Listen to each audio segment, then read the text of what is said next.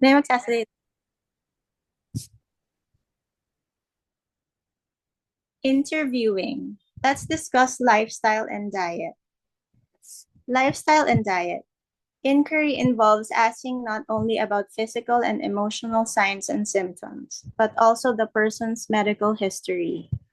It is also relevant to ask about a person's lifestyle and diet, which includes what they typically eat, how much and how often they eat, how much they exercise, how much stress they have, how much relaxation they get, their consumption of stimulants such as coffee, tobacco, and alcohol. This information will inform us about possible etiological causes. At the same time, it will give us an idea of what to recommend to the client with regard to supporting the treatment. The diet is incredibly important etiological factor in many imbalances.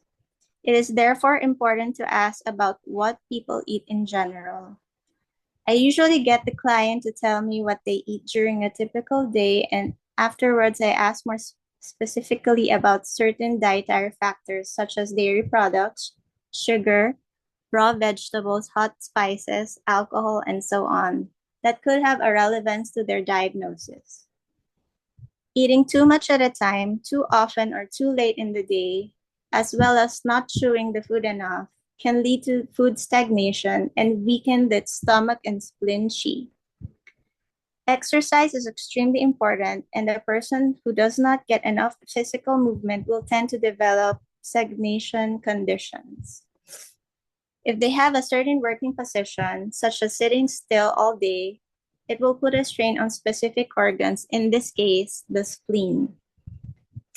Too much exercise, on the other hand, can weaken a person's qi and blood. Certain forms of exercise will have a negative effect on the specific imbalances. Lifting heavy weights will weaken kidney yang. Swimming or playing sports in cold, damp environments will have a negative effect on cold and dampness conditions. Exercise in which a person sweats profusely is not good for people who are qi deficient, yin deficient, or blood deficient because qi and fluids are lost through the sweating. Extreme sports where the person gets an adrenaline rush consumes their jing. The mental rush they experience is jing that is being transformed into shen.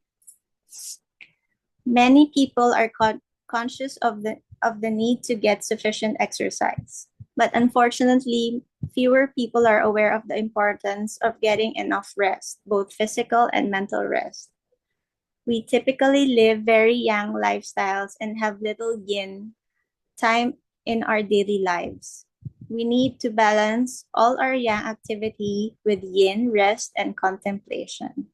Unfortunately, many people think that they get relaxation and stress relief by watching television or sitting in front of a computer. Here, they only get physical rest but is still mentally stimulated. It is good to recommend that people begin to cultivate meditation, qigong, tai chi, or yoga. If you suspect that they will have difficulty accepting things that sound so foreign and mysterious, you can propose instead that they take time daily to really unwind by lying down or sitting completely still, emptying their head of thoughts and concentrating on their breathing. It is especially important in the evenings and at night to cultivate calm and tranquility. One, one night be tempted to claim that the invention of electric lighting has in fact had a fundamentally negative impact on people's yin.